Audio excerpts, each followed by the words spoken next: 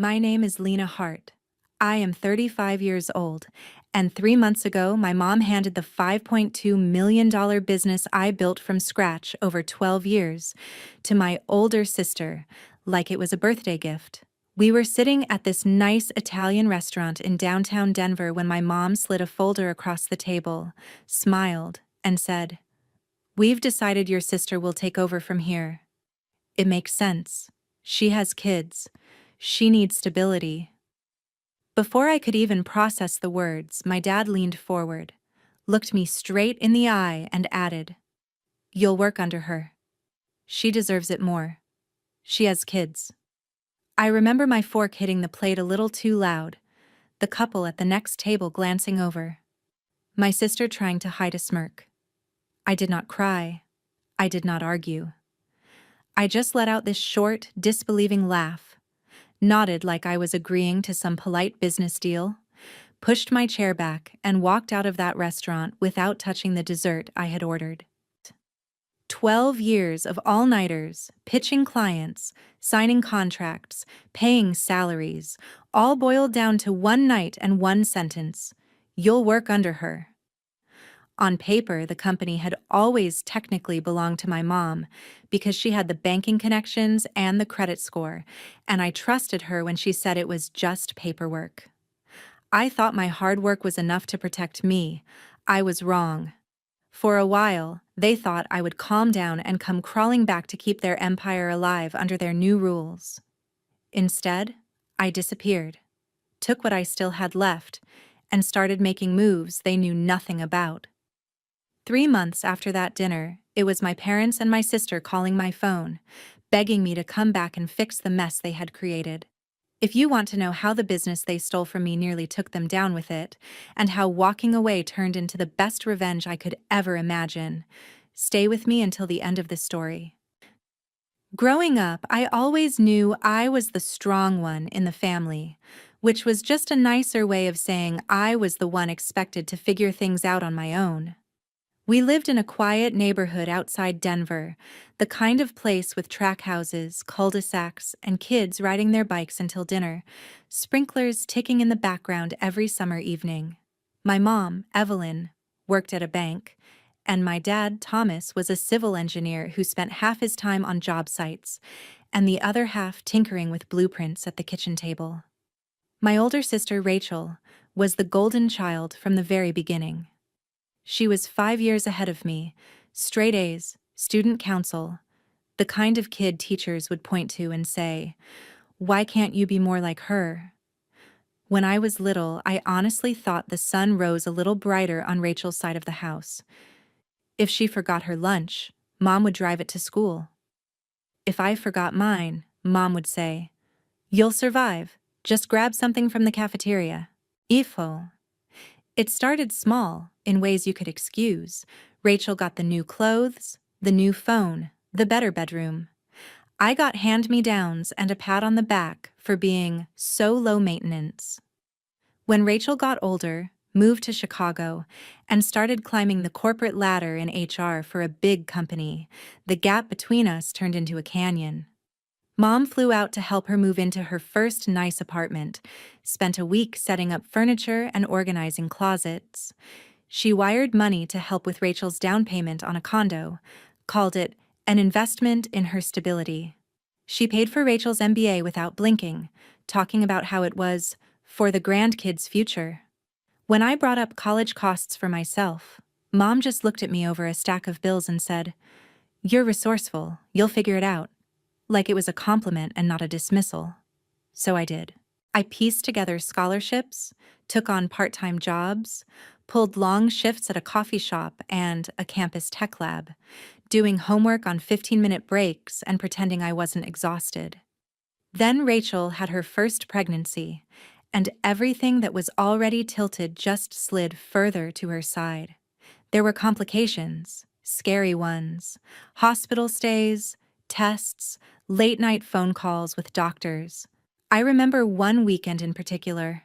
I was home from college studying for finals when Mom got a call that Rachel's blood pressure was spiking, Within an hour, she had thrown clothes into a suitcase, canceled everything on her schedule, and was on the first flight to Chicago. She didn't ask if I needed a ride back to campus, didn't check if I had groceries for the week. She just hugged me quickly at the door and said, "You'll be okay, right? Your sister needs me." After that, the dynamic in our family changed in a way that never shifted back. Rachel wasn't just the golden child anymore. She was the fragile one, the miracle mom who had been through so much. Any decision, any argument, any plan for the future got filtered through one question. But what about Rachel and the kids? It was like there was an invisible scale in our house, and anything involving Rachel automatically weighed more. When I won a regional design contest in college and got invited to this little award ceremony in Boulder, I was so proud. I printed the email, stuck it on the fridge, and begged my mom to come. She promised she'd be there, asked what she should wear, said she was proud of me. The morning of the event, she called from the airport, her voice already in that rushed, distracted tone. She had to fly to Chicago instead because Rachel had a big interview and was stressed about childcare, and Mom felt like she needed to be there. "We'll celebrate your thing later, honey," she said. "You know your sister has a lot on her plate." My dad showed up alone that night, clapping a little too loud when they called my name, telling me how proud he was, but even he shrugged and said, "You know how your mom is with your sister. She's been through a lot." That sentence became the excuse for everything. When Rachel got a promotion, Mom sent flowers, a handwritten card, and a gift card to a fancy restaurant in Chicago. When I landed my first freelance client designing social posts for a local gym, Mom said, "That's nice. But is it stable? Is it a real job?" She said it with this half smile that made it sound like a joke, but it never felt funny. When Rachel needed help with daycare tuition, Mom dug into her savings. When my laptop died right before finals and I asked if she could help me replace it, she sighed and said, "Can't your dad help with that? I've already stretched myself so thin for your sister." So my dad and I drove around town, found a used laptop on Craigslist, and he paid for it in cash while apologizing for not being able to do more. I learned early on not to expect my mom to show up for my milestones the way she did for Rachel's. If I invited her to something and she came, it felt like a surprise. If she didn't, it felt like confirmation of what I already knew. Out of pure self-preservation, I stopped asking. Instead of chasing her attention, I turned all that frustration into fuel. I started teaching myself design, social media, storytelling. I spent nights on YouTube tutorials and free online courses, building websites on that beat-up laptop while other people were out at parties. I took every odd job that let me practice. Flyers for school clubs, logos for local bands, Instagram posts for a friend's Etsy shop. I loved it. But under that love, there was a dull ache that never really went away. The feeling that no matter how hard I worked, inside my own family I would always be the one who will be fine, compared to the one who almost didn't make it. Somewhere in there, I made a quiet promise to myself. If no one in my family was going to bet on me the way they bet on Rachel, I would bet on myself and build something so undeniable they couldn't ignore it. If Mom wasn't going to see my work as a real job, I'd build it into something bigger than any job she'd ever had. What I didn't realize back then was that the same mom who never fully believed my work was real would one day use that work as leverage, on paper and in court, to decide who in our family deserved it more. After college, when my friends were sending out resumes to big companies and refreshing their email every 5 minutes, I was sitting in a noisy co-working space in downtown Denver with a secondhand laptop, a thrift store backpack, and a stack of sticky notes, trying to come up with a name for the business I hadn't technically started yet. I wanted something that felt solid, like it could sit on the side of a glass building one day, not just on my Instagram bio or a Canva mockup. I ended up with Heartline Digital, a mix of my last name and this idea that stories are the lifeline of any brand. It sounded bigger than me, which was exactly the point. At first, Heartline was just me doing social media posts and scrappy branding projects for local coffee shops, yoga studios, and a couple of real estate agents who didn't understand Facebook but wanted something viral. I charged way too little, worked way too many hours, and said yes to everything because I was terrified that if I said no once, the work would dry up forever. I met clients in coffee shops, edited videos at my kitchen table at 2 in the morning, and answered emails from my phone while standing in line at the grocery store. When I tried to open a proper business account and apply for a small line of credit to smooth out cash flow, the bank looked at my age, my irregular freelancer income, and my thin credit history, and politely told me no. That's when my mom stepped in, all calm and confident in her bank manager voice. "Let me help you," she said one night over dinner. "I know how this works. We'll set it up so you can actually grow." She explained that if she formed the LLC in her name and used her credit history, we could get better terms, better banking, all the boring stuff I honestly didn't want to think about. She talked about liability, taxes, compliance, things I had only skimmed articles about. I just wanted to build cool campaigns and land clients. When she said, "It's just paperwork, sweetheart. You'll always be the one running things," I believed her. She printed out the documents, highlighted where I needed to sign, and I sat at her kitchen table, pen in hand, signing and initialing like it was a formality. On paper, Heartline Digital belonged mostly to her. In reality, it was my blood, sweat, and sleepless nights keeping it alive. The first few years were rough. I lived in a tiny apartment with a roommate who left post-it notes on the fridge about buying more toilet paper. I ate a lot of cheap takeout, instant noodles, and whatever snacks I could grab between meetings. I took on ridiculous projects that barely paid anything just to keep the lights on and my software subscriptions active. I remember one winter where my heat went out for a week, and I worked in 3 layers of sweaters, blowing on my hands to keep them warm while I edited a video for a client who would later negotiate my invoice down because exposure. But slowly, things started to shift. A campaign I did for a local solar panel company performed way better than they expected. We told the story of regular families lowering their bills and helping the planet instead of just throwing technical specs in people's faces. The campaign got shared, their inquiries doubled, and they referred me to a friend at a clean energy startup. That startup referred me to another founder in Boulder. I realized there was this whole wave of climate tech and green companies that were brilliant at building technology, but terrible at talking about themselves. And I was good at turning complicated, boring tech into stories normal people actually cared about. So I leaned into that niche. I reworked my website to speak directly to impact-driven companies. I started going to conferences in Denver and Boulder, signed up for cheap exhibitor tables, and sat there with a basic banner and a laptop, talking to anyone who would stop long enough to listen. I spoke on tiny panels about storytelling for impact, networked at ugly hotel bars with founders in Patagonia vests, collected business cards, and followed up on LinkedIn like my life depended on it. Sometimes it did.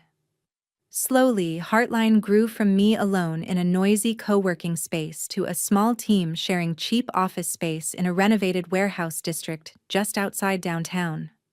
I hired my first employee, a copywriter who had been laid off from an agency and was thrilled to have a chance to build something new. Then I brought on a video editor who could make our ideas actually look as good as they sounded, and later, a strategist who knew paid ads better than I ever would, and loved spreadsheets in a way I never could. Every time I signed a new lease or a bigger contract, Mom would remind me, "Good thing I set everything up properly. Banks love seeing my name on those documents." She said it like a joke, like a flex, and I laughed along because I thought we were a team. I handled the clients, the creative, the management. She handled the paperwork and the taxes. My dad would swing by sometimes, hold up one of our campaign posters and say, "Look at you, building an empire." Then follow it up with, "One day you'll slow down and have a family of your own, right?" As if the business I was building didn't count as a family I was feeding. As the years passed, the projects got bigger. We weren't just designing logos and social posts anymore. We were running full-scale digital launches for startups about to announce funding rounds, building content strategies for companies expanding into new markets, producing video series that actually changed how people saw clean energy. I flew to San Francisco for client pitches, to Austin for a conference, to New York for a workshop. I'd walk into rooms full of guys in suits, set up my deck, and watch their skepticism turn into respect as soon as I started talking through the numbers and the creative. Inside Heartline, my role kept evolving. I was no longer just the one making things. I was leading strategy sessions, hiring department heads, sitting in on every major client meeting. Staff came to me when they were stuck, when they needed direction, when they wanted to celebrate a win.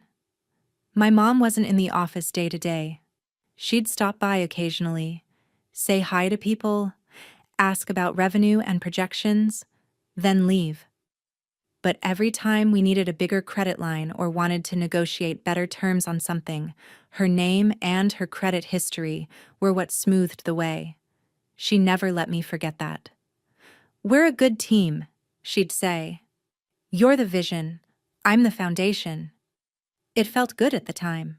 My dad liked to brag about us. He'd tell friends, "Lena and her mom built this thing together," even though she couldn't have explained a single campaign if you'd put a camera in her face. My sister watched from Chicago, half curious, half dismissive, making comments at holidays like, "Must be nice working online. I could never handle that instability," while also asking if I could take a quick look at her LinkedIn profile. After about 10 years, Heartline was pulling in over $3 million a year.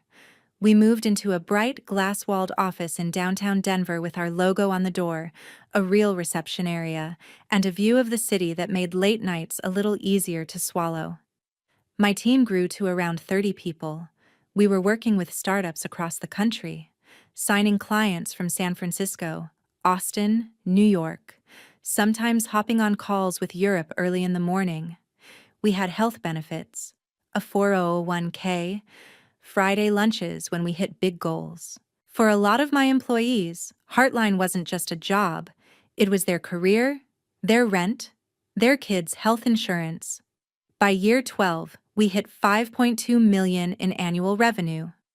I remember the night I saw that number on the end-of-year report. I sat alone in the office, lights low, the city glowing outside the windows, and I felt like I had finally done it. I had taken every ignored milestone, every "is that a real job?" comment, every time someone dismissed digital work as just posting online, and turned it into something no one could shrug off. Mom called to congratulate me, her voice warm and proud. "I always knew you'd make it big," she said. "And remember, the way we set things up is why you were able to scale this fast. It's a good thing you trusted me." I thanked her, because in my mind, she was right there with me on the winning side. I looked at the logo on the wall, the open plan desks, the photos from our last team retreat, and thought, this is mine. I built this. We built this. It never crossed my mind that the same signatures I'd scribbled at 22 would give her the power to decide, with a single meeting and a couple of documents, that my 12 years of work legally belonged to someone else. The year everything cracked didn't start with my business. It started with my parents. After decades of quiet resentments and louder arguments, my mom and dad finally decided to divorce.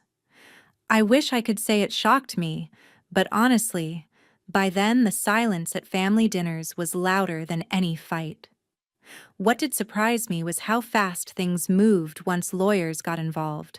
There were papers, appraisals, negotiations about the house, the retirement accounts, the cars. Whenever Heartline came up, my mom's tone changed. She called it my business in front of her attorney, talked about the risk she took putting it under her name, about the support she'd provided me. My dad looked uncomfortable, but didn't push back. On paper, Heartline was hers, and he had always seen it as Lena's thing with her mom's help, not something he could or should fight for. When the dust settled, my dad got his share of the house sale and his retirement accounts. My mom kept Heartline Digital completely separate, as if it were some investment she'd made all on her own. I remember sitting in her kitchen one afternoon, stacks of manila folders on the table, when she casually said, "This business is what's going to make my retirement comfortable. You and I did this together." The together part stung, but I swallowed it. I told myself it didn't matter whose name was on the paperwork as long as I was the one actually running it. Then Victor appeared. He was a real estate developer from Phoenix, the kind of man who wore expensive watches and talked about opportunities in every other sentence. My mom met him at some financial conference and was engaged within a year. He started flying into Denver on weekends, talking about golf, markets, and how Denver was ripe for redevelopment. At first, I tried to be polite.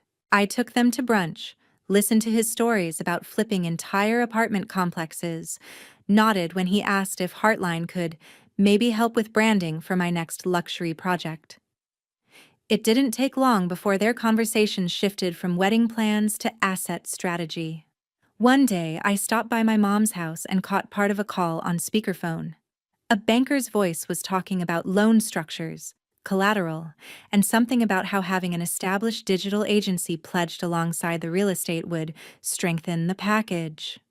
My mom hurried to turn it off when she saw me, smiling too wide as she changed the subject. That was the first time a cold little knot formed in my stomach. A few weeks later, Mom and Victor got married in a small ceremony in Phoenix. Rachel flew in with her husband and kids. My dad didn't go. I was there, standing in a dress I'd bought last minute, watching my mother promise forever to a man who already saw my business as a line item in his next deal. When we got back to Denver, Mom suggested a family dinner to talk about the future. She made a reservation at this Italian place downtown, white tablecloths, soft jazz, the kind of spot where people celebrate promotions and anniversaries. It sounded harmless. It wasn't. We sat there, me across from my parents, Rachel next to my mom, her phone face down on the table like it was killing her not to check it. We ordered, made small talk about the kids, about Denver real estate, about the Broncos. Then my mom pulled out a neat, thick folder and placed it between the wine glasses.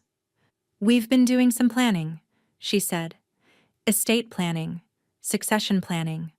We need to make sure things are set up so everyone's taken care of." She talked about being in her 60s, about wanting to travel, about not wanting to work forever. For a second, my heart actually lifted. I thought she was finally going to say she was transferring the company to me, formally making me the owner of what I'd spent 12 years building. Instead, she turned to Rachel with that soft, proud look she'd always reserved for her and said, "We've decided Rachel will take over Heartline." She said it like an announcement at a baby shower. She has the MBA, the management background, and she has 3 kids to think about. This will give her family real security. My brain fizzed, static and disbelief. I looked from my mom to the folder to Rachel, who was trying and failing to hide a smile. "What are you talking about?"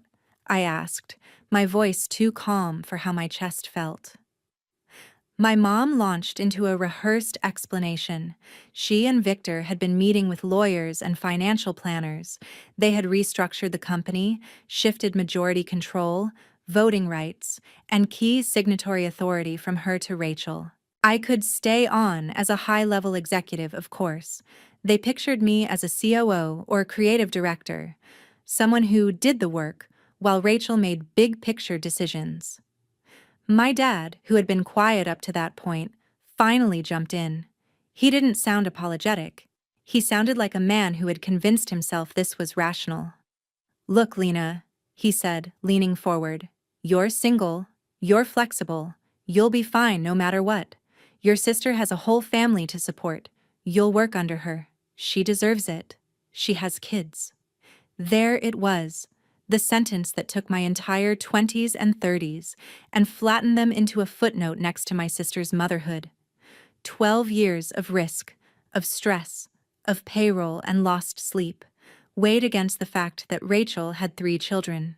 I stared at them, at the documents sitting in that folder, at the people who were supposed to protect me, and realized they had used every bit of trust I'd ever given them to build a cage I was now expected to live in. Then, like I told you before, I laughed. A short, sharp sound that made my sister flinch and my mom's smile falter. I nodded, pushed my chair back, and stood up. "If that's how you want it," I said, "then you can run it without me." I walked out of that restaurant without touching my food, without asking to see a single page. On the drive home, my phone buzzed with texts from my mom, then my dad, then Rachel, all variations of "don't be dramatic" and "we can talk about this." I turned the phone face down on the passenger seat and kept driving. In that moment, I decided if they were going to treat my life's work like a retirement plan and a consolation prize for my sister, the most powerful thing I could do was walk away and make sure that, without me, their newfound security was anything but. Driving away from that restaurant, I let myself feel exactly one wave of rage. Then I shoved it into a box and started doing math in my head. I knew what was in my personal accounts, what my expenses were, what my runway looked like if I walked away for good. By the time I pulled into my apartment parking lot, I had a rough plan. I had about $450,000 saved between my salary, bonuses, and the tech stocks I'd been quietly investing in over the years. I had no kids, no mortgage, a beat-up car that was paid off, and a brain full of everything that actually made Heartline valuable. If they wanted the shell of the company so badly, they could keep it. I'd take the part that lived in my head and start over. The next morning, I walked into the office like it was any other day. I didn't tell my team what had happened at dinner. I just watched the people I'd hired and trained hustle to meet deadlines and answer client calls, while my sister sat in a conference room with my mom and her laptop open, looking at spreadsheets she barely understood. Around noon, I sent my resignation email. It was short, polite, and final. Effective immediately, I was stepping down from my role at Heartline Digital. I copied my mom and my dad on it and attached a separate file with everything my team would need to transition projects smoothly. I didn't rant. I didn't accuse. I just cut the cord they thought I'd never have the guts to touch. Then I went home, opened my own laptop, and started drafting the next chapter. Within a week, I had filed paperwork for a new company under my name alone, Bright North Studio. No hidden majority owner, no for convenience signatures. I hired a lawyer this time, a woman who specialized in small business and who looked me dead in the eye and said, "We're going to make sure no one can ever do to you what they just did." We set up the LLC properly, opened accounts that belonged only to the business, and mapped out a structure where any future partners would be exactly that. Partners, not secret puppet masters. I found a small office in a shared building in the Denver Tech Center. Nothing fancy, just a bright room with big windows and enough space for a handful of desks. The first week, it was just me and cheap furniture from IKEA, surrounded by cardboard boxes and the hum of someone else's startup down the hall. It should have felt like a downgrade after the glass-walled space Heartline had, but it didn't. It felt clean. It felt like mine. Then came the hard part. Telling clients the truth. Not the messy family version, not the part about betrayal and kids and estate planning, just the professional part. I called the clients I had personally brought into Heartline, the ones who had my cell number, the ones I'd stayed up past midnight for on launch days. On each call, I said some version of, "There's been a change in ownership and leadership at Heartline. I've chosen to start a new agency, Bright North, and I'd love to keep working with you if it makes sense." I never asked anyone to leave Heartline out of loyalty. I just laid out the reality. Who would be running their campaigns? Who would be making decisions? Who they trusted. 70% of them chose to follow me. Some did it quietly, waiting for contracts to end before switching. Others moved immediately, telling me flat out, "We didn't sign with your mom. We signed with you." 3 of my strongest team members, our head of strategy, our senior video producer, and a performance marketer who basically spoke in data, handed in their notice at Heartline and joined me at Bright North within a month. We took pay cuts at first, made coffee in a thrift store machine, and used folding chairs until we could afford real ones, but the energy in that little office was electric. We were building something again, only this time without someone else's name sitting on top of it. About 2 months in, a friend of mine who ran a small online summit for founders asked if I'd be willing to share my story on a live session about boundaries and burnout. I hesitated. I wasn't sure how much I wanted to put out there. But then I realized I didn't have to expose my family to tell the truth. I talked about what it was like to build a company where the legal ownership didn't match the actual work, how I'd ignored the red flags because it was just paperwork, how I'd let loyalty override common sense. I never said Heartline's name. I never named my mom or my sister. I just told the story of walking away from a business I had technically never owned and starting over with everything I'd learned the hard way. Someone clipped that talk into a 10-minute highlight and posted it on YouTube and LinkedIn with the title, "She Built a 5.2 M Business She Didn't Own." It took off. People in the comments tagged each other, saying things like, "Read your contracts," and "Never put your parents on the paperwork," and "This is my worst nightmare." A few founders reached out to me after watching it, saying they wanted to work with someone who understood both the power and the danger of building something from scratch. Those messages turned into discovery calls. Some of those calls turned into contracts. Bright North signed a national climate tech company because their CMO watched my talk on his lunch break and decided, anyone who survived that and still wants to help other businesses grow is someone I want on my side. While my parents were telling themselves I'd come crawling back to keep Heartline afloat, I was sitting in a tiny office in Denver, looking at the first real revenue reports for Bright North Studio, realizing that walking away from what they stole was not the end of my story. It was the beginning of the kind of revenge that doesn't require shouting or drama, just success they could no longer claim as theirs. While Bright North was taking shape in that little office, Heartline was quietly starting to fall apart. At first, I only heard bits and pieces through former coworkers and industry gossip. A client would mention in passing that they'd gotten a strange email from Rachel about changing scopes and timelines. A designer who stayed behind would text me saying they'd been pulled into meetings where no one seemed to know what the actual strategy was. On paper, Rachel had the title. In reality, she had no idea how any of it worked. She started making changes just to prove she was in charge. She cut back on research and discovery calls because she thought they were too time-consuming. She asked junior staff to approve things they weren't qualified to touch. She moved deadlines forward to impress new prospects, then couldn't deliver. Campaigns that would have run smoothly a year earlier started slipping. Clients noticed. One longtime client called me one afternoon just to vent. "I know you're not there anymore," he said, "but something's off. The new leadership doesn't listen. They keep talking about efficiency and process, but they're missing the whole story. It feels hollow." I listened, said I was sorry he was dealing with that, and gently reminded him he had my number if he ever needed help.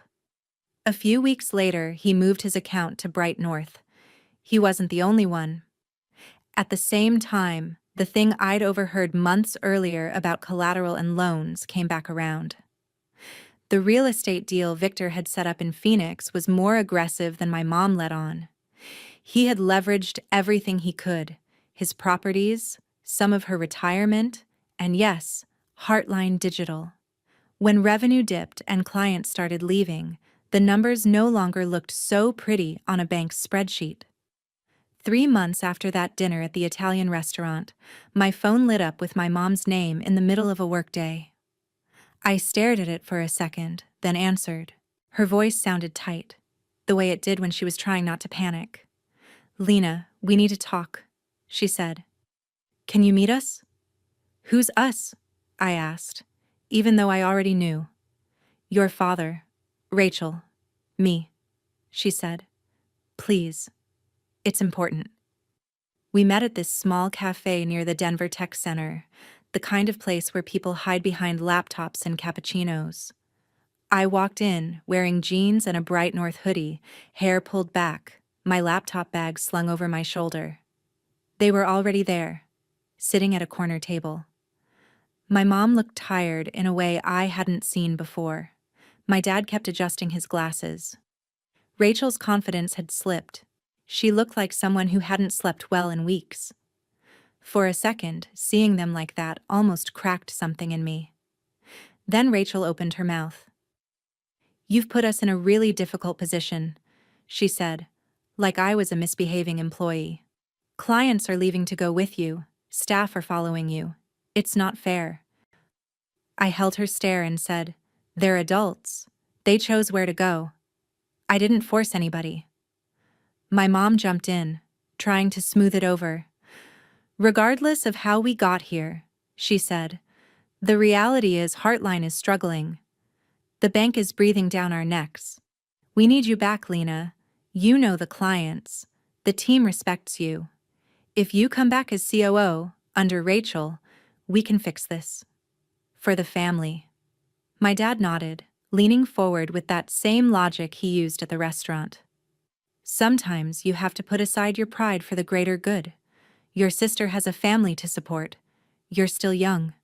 You'll work under her, but you'll still be important." I let them talk.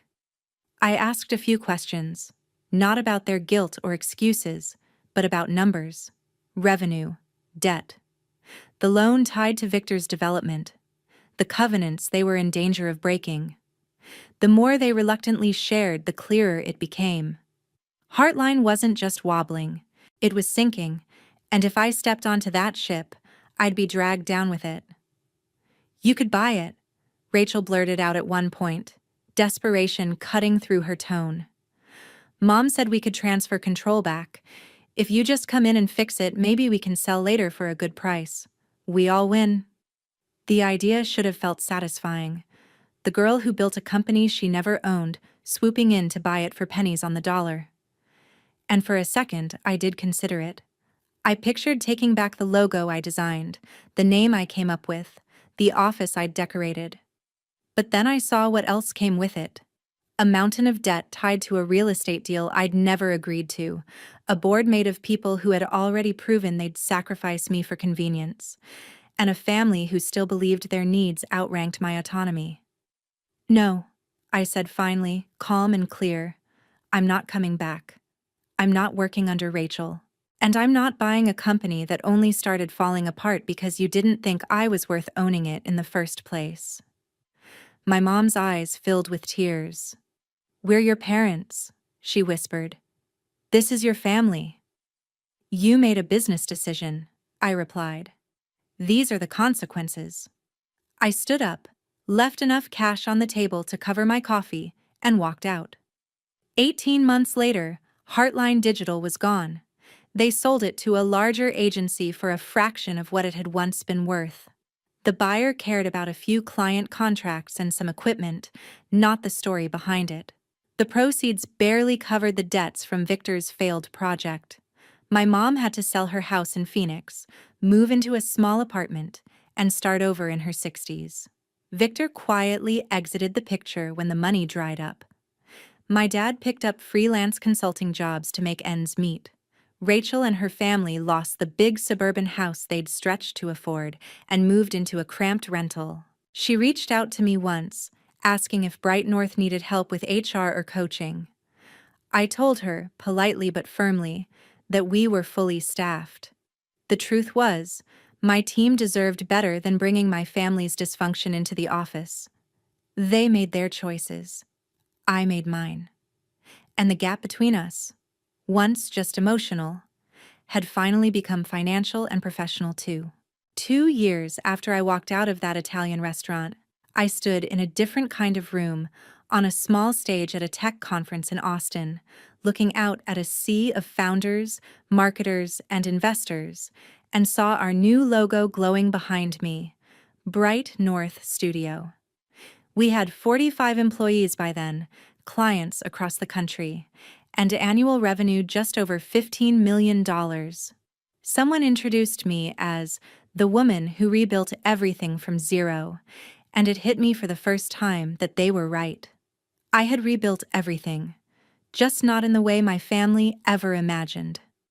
Back in Denver, our office was twice the size of the one Heartline used to have, with plants everywhere, messy whiteboards, and a wall covered in campaign prints we were actually proud of. My team wasn't just talented. They were loyal in a way money alone doesn't buy. They knew the story. They'd watched me draw hard lines around what we would and wouldn't tolerate, and it shaped the culture from the inside out. On the personal side, my life had filled in too. I was dating Eli, a software engineer I met at a climate tech event. He knew the whole messy family saga and never once suggested I just forgive and forget. He respected my boundaries, my time, my work. We were planning a trip to Europe, talking about future possibilities without tying my worth to any of them. I wasn't rushing to get married just to prove something to anyone. One afternoon, I ran into my mom at a grocery store back in Denver. She looked smaller somehow, like the weight of all those choices had finally settled onto her shoulders. We made small talk near the produce section, the way strangers do. She apologized, quietly, in half sentences and looks more than words. For a moment, I felt that old urge to fix things, to make her feel better, to carry the guilt for everyone. Instead, I took a breath and let the moment be what it was, a reminder, not a reopening. A few weeks later, I dropped off an old laptop at her apartment, the same kind of model she'd bought me when I first started freelancing, the one I'd built my early portfolio on. I'd wiped it clean, left a note that simply said, "Thank you for the beginning. I'll handle the rest from here." It wasn't revenge. It was closure. What my parents and my sister went through wasn't some magical karma. It was the natural result of treating people like tools instead of partners, of using family as a shield for selfish decisions. My success wasn't payback. It was proof that walking away from people who refuse to see your worth is sometimes the only way to survive. The real lesson in all of this is simple and brutal at the same time. You can love your family and still say no. You can be grateful for what they gave you and still refuse to let them own your future. You can lose what you thought was everything and still come out with more than you started, because you finally understand that you are the real asset, not the company, not the name on the paper.